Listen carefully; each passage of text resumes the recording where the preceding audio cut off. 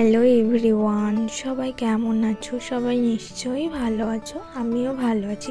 দেখো আজকে চলে আসলাম আবার একটা নতুন ভিডিও নিয়ে।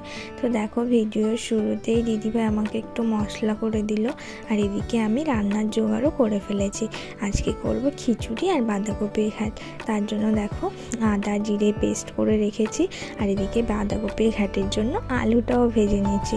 দেখো আলুটা শুধু নুন দিয়ে ভেজেছি, এদিকে আলুটাও ভাজা হয়ে গেছে, আর এদিকে বাঁধাকপিটাও আমি একটু নুন দিয়ে সুন্দর করে নাড়াচাড়া করে ঢাকা চাপা দিয়ে রেখেছিলাম। বাঁধাকপিটা আধা সেদ্ধ হলে এর ভেতরে লবণ, হলুদ, জিরে আদা বাটা আর একটু এলাচ দিয়ে দিয়েছিলাম, আর ভেজে রাখা আলু আর টমেটো দিয়ে দিয়েছিলাম। তারপরে দেখো ভালো করে নাড়াচাড়া করে এটা শুকিয়ে এলে গরম মশলা দিয়ে নামিয়ে দিয়েছিলাম। খুব সুন্দর হয়েছিল খেতে, জানো তো। আর এদিকে দেখো আমি খিচুড়িও বসিয়ে দিলাম। খিচুড়িতে ফোড়ন দিয়েছি 5 ফোড়ন আর শুকনো লঙ্কা, তেজপাতা।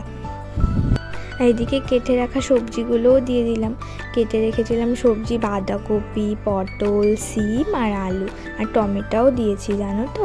এগুলো ভালো করে নাড়াচাড়া করে তারপরে গোবিন্দভোগ চাল আর মুসুরির ডাল আর মুগের ডাল একসঙ্গেই ধুয়ে রেখেছিলাম, সেটাই দিয়ে দিলাম। আর এদিকে যেটা বেটে রেখেছিলাম আদা আর কাঁচা লঙ্কা, সেটা দিয়ে সুন্দর করে নাড়াচাড়া করে জল দিয়ে তারপরে হলুদ নুন দিয়ে দিয়েছিলাম। তারপরে প্রেশার বন্ধ করে দিয়ে সিটি দিয়ে দেখো কি সুন্দর হয়ে গেছে।